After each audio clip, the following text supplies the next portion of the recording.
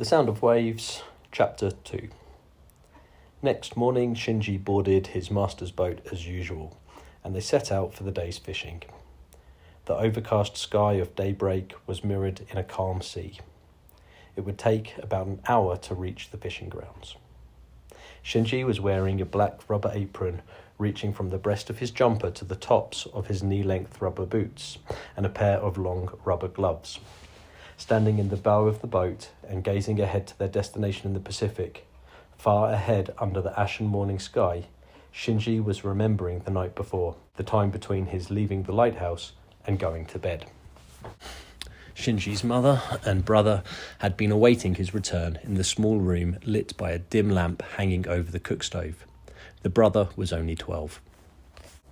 As for the mother, ever since the last year of the war, when her husband had been killed in a strafing attack, until Shinji had become old enough to go to work, she had supported the family all alone on her earnings as a diving woman. Was the lighthouse keeper pleased? Yes, he said, come in, and then asked me to have something they called cocoa. What was it, this cocoa? Some sort of foreign bean soup is what it seemed like. The mother knew nothing about cooking. She served their fish either in raw slices, sometimes vinegared, or else simply grilled or boiled, head, tail, bones, and all. And as she never washed the fish properly, they often found their teeth chewing on sand and grit as well as fish. Shinji waited hopefully during their meal for his mother to say something about the strange girl. But if his mother wasn't one for complaining, neither was she given to idle gossip. After supper, Shinji and his brother went to the public bath. Here again, he hoped to hear something about the girl. As the hour was late, the place was almost empty and the water was dirty. The head of the fishermen's cooperative and the postmaster were arguing politics as they soaked in the pool, their booming voices echoing pompously off the ceiling. The brothers nodded to them silently and then went to a far corner to dip hot water from the pool. No matter how Shinji waited and strained his ears, the men simply wouldn't move on from their politics to talk of the girl. Meanwhile, his brother had finished bathing with unusual haste and had gone outside. Shinji followed him out and asked the reason for all his hurry. Hiroshi, the brother, explained that he and his friends had been playing at war today, and that he'd made the son of the head of the cooperative cry by hitting him over the head with his wooden sword. Shinji always went to sleep easily, but last night he'd had the strange experience of lying long awake.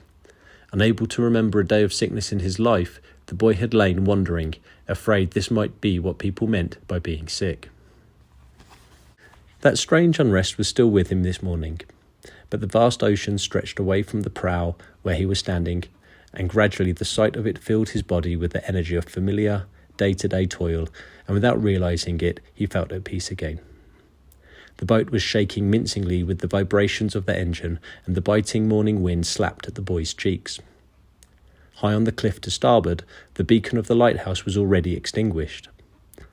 Along the shore, under the brownish pine branches of early spring, the pounding breakers of Irako Channel showed vivid white in the cloudy morning landscape. 2 submerged reefs in the channel kept the water in a constant churning turmoil. An ocean liner would have had to work its way gingerly through the narrow passage between them. But, with the skillful sculling of its master, the Tahai Maru sailed smoothly through the swirling currents. The water in the channel was between 18 and 100 fathoms deep, but over the reefs it was only 13 to 20 fathoms. It was here, from this spot where boys marked the passage on out to the Pacific, that the numberless octopus pots were sunk. 80% of Otojima's yearly catch was in octopus.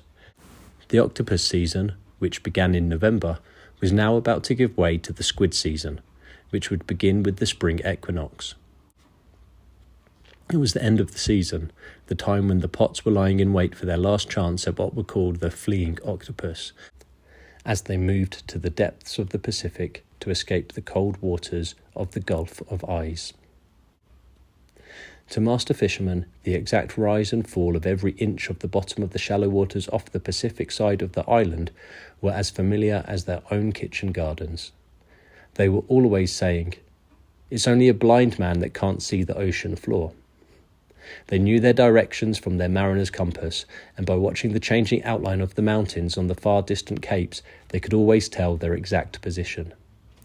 Once they had their bearings, they unerringly knew the topography of the ocean floor beneath them. Countless ropes had been methodically laid out over the floor of the ocean, to each of which were tied more than 100 pots, and the floats attached to the ropes rolled and tossed with the rise and fall of the tides. In their boat, it was the master who knew the art of octopus fishing. All Shinji and the other boy, Ryuji, had to do was lend their strong bodies willingly to the heavy labour involved. Jukichi Oyama, master fisherman, owner of the Tahai Maru, had a face like leather, well tanned by sea winds. The grimy wrinkles on his hands were mixed indistinguishably with old fishing scars, all burnt by the sun down into their deepest creases. He was a man who seldom laughed, but was always in calm, good spirits, and even the loud voice he used when giving commands on the boat was never raised in anger. While fishing, he seldom left his place on the sculling platform at the stern, only occasionally taking one hand off the oar to regulate the engine. Emerging into the fishing grounds, they found already gathered there the many other fishing boats, unseen until now, and exchanged morning greetings with them. Upon reaching their own fishing area, Jukichi reduced the speed of the engine and signalled Shinji to attach a belt from the engine to the roller shaft on the gunwale. This shaft turned a pulley which extended over the gunwale. One of the ropes to which the octopus pots were tied would be placed over the pulley, and the boat would slowly follow the rope along as the pulley drew one end up from the sea and let the other fall back into the sea. The two boys also would take turns at pulling on the rope, because the water-soaked hemp was often too heavy a load for the pulley alone, and also because the rope would slip off unless carefully guided. A hazy sun was hidden behind the clouds on the horizon. 2 or 3 cormorants were swimming on the sea, their long necks thrust out over the surface of the water. Looking back toward Utajima, one could see its southern cliffs shining, dead white, stained by the droppings of countless flocks of cormorants. The wind was bitterly cold, but while he pulled the first rope toward the pulley, Shinji stared out over the dark indigo sea and felt boiling up within him energy for the toil that would soon have him sweating. The pulley began to turn, and heavy, wet rope came rising from the sea. Through his thin gloves, Shinji could feel the thick, icy rope he grasped in his hands. As it passed over the pulley, the taut rope threw off a sleet-like spray of salt water. Soon the octopus pots themselves were rising to the surface, showing a red clay colour. Ryuji stood waiting at the pulley. If a pot was empty, he'd quickly pour the water out of it, and, not letting it strike the pulley, again commit it to the care of the rope, now sinking back into the sea. Shinji stood with his legs spread wide, 1 foot stretched to the prow, and continued his endless tug-of-war against whatever there was in the sea. One handful by one handful, the rope came up. Shinji was winning. But the sea was not surrendering. One after the other, mockingly, it kept sending the pots up, all empty. More than 20 pots had already been pulled up at intervals of from 7 to 10 yards along the rope. Shinji was pulling the rope. Ryuji was emptying water from the pots.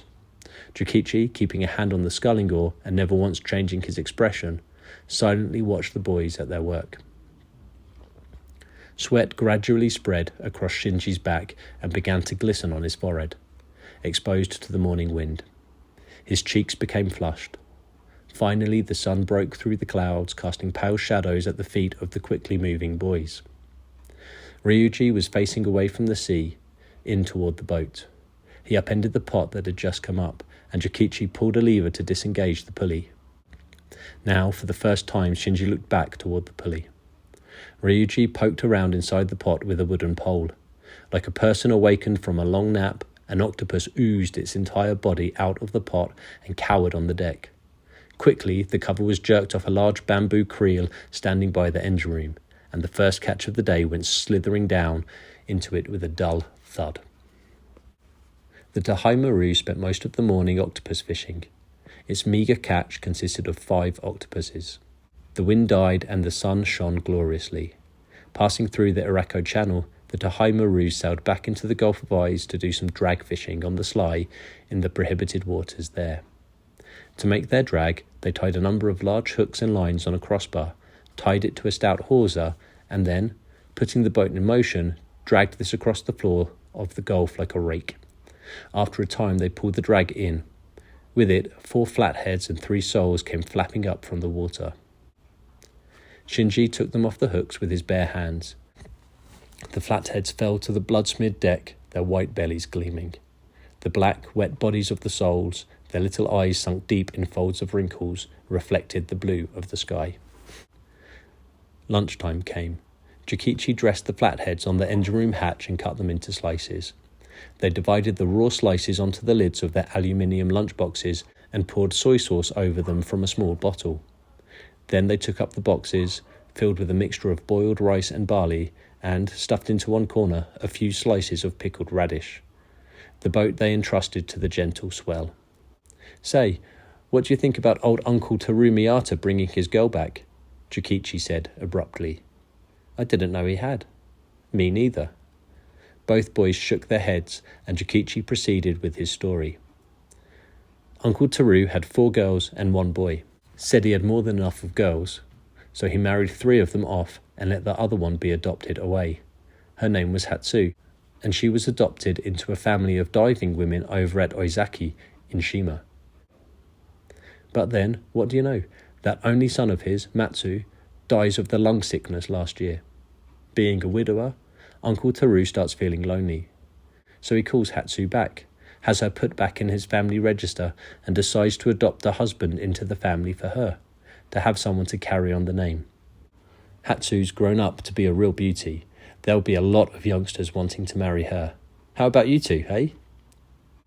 Shinji and Ryuji looked at each other and laughed. Each could guess that the other was blushing, but they were too tanned by the sun for the red to show. Talk of this girl and the image of the girl he had seen on the beach yesterday immediately took fast hold of each other in Shinji's mind. At the same instant he recalled, with a sinking heart, his own poor condition in life. The recollection made the girl whom he had stared at so closely only the day before seem very, very far away from him now. Because now he knew that her father was Terukichi Miyata, the wealthy owner of 2 coasting freighters chartered to Yamagawa Transport. The 185-ton Utajima Maru and the 95-ton Harukaze Maru, and a noted crosspatch whose white hair would wave like lion whiskers in anger. Shinji had always been very level-headed. He had realised that he was still only 18 and that it was too soon to be thinking about women. Unlike the environment of city youths always exploding with thrills, Utajima had not a single pinball parlour, not a single bar, not a single waitress. And this boy's simple daydream was only to own his own engine-powered boat someday and go into the coastal shipping business with his younger brother. Surrounded though he was by the vast ocean, Shinji didn't especially burn with impossible dreams of great adventure across the seas. His fisherman's conception of the sea was close to that of the farmer for his land. The sea was the place where he earned his living, a rippling field where, instead of waving heads of rice or wheat, the white and formless harvest of waves was forever swaying above the unrelieved blueness of a sensitive and yielding soil. Even so, when that day's fishing was almost done, the sight of a white freighter sailing against the evening clouds on the horizon filled the boy's heart with strange emotions. From far away, the world came pressing in upon him with a hugeness he had never before apprehended. The realization of this unknown world came to him like distant thunder, now pealing from afar, now dying away to nothingness. A small starfish had dried to the deck in the prow. The boy sat there in the prow with a coarse white towel tied round his head. He turned his eyes away from the evening clouds and shook his head slightly.